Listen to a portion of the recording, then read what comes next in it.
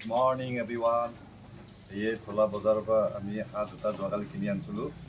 আজি দুপৰীয়া আমাৰ হাঁহ মাংস হ'ব।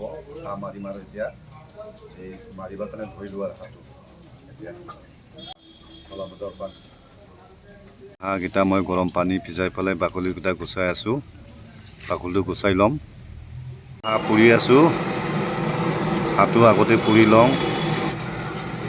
বৰ্তমান মই হাঁহ কাটি আছোঁ। হাঁহ মাংস দুটা হাঁহ কাটা হৈছে প্ৰায় মোৰ হাঁহ মাংস।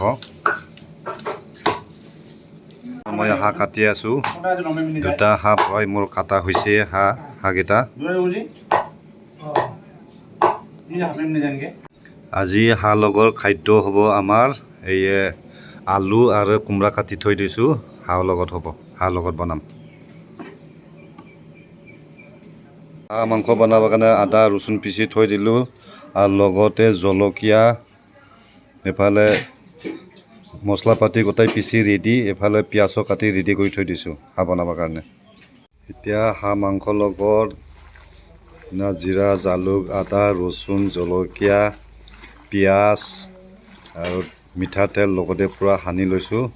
যিমান দিব লগা মছলা পূৰা সানি লৈছোঁ। এতিয়া হাঁহ মাংসটো বনাবৰ কাৰণে ৰেডি আৰু এতিয়া হাঁহ মাংসটো দিলোঁ কেৰাহীত। এতিয়া হাঁহ মাংস ফ্ৰাই কৰোঁ আৰু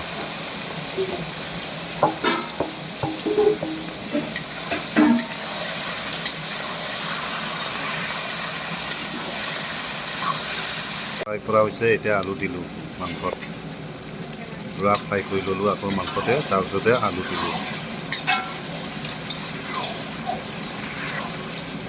মাংসটো ড্ৰাই ফ্ৰাই হৈ গ'ল। এতিয়া কোমোৰা দি আকৌ ভাজি আছোঁ মাংসটো। মই খাচী মাংসটো পূৰা ড্ৰাই ফ্ৰাই কৰি আছোঁ।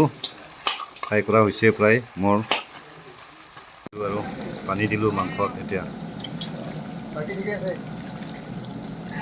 আজি দুপৰীয়া খাদ্য হ'ল আমাৰ মাংস, হাঁহ মাংস, জাহা কোমোৰা আৰু আলু দি বনাইছোঁ। ধুনীয়াকৈ বনাইছোঁ, তাৰমানে ধুনীয়াকৈ একদম থুপথুপ ৰেচিপি হ'ব আজি। এইটো হাঁহ মাংস আৰু জাহা কোমোৰা আৰু আলু বঢ়িয়াকৈ বনাইছোঁ একদম মছলা পাতি দি।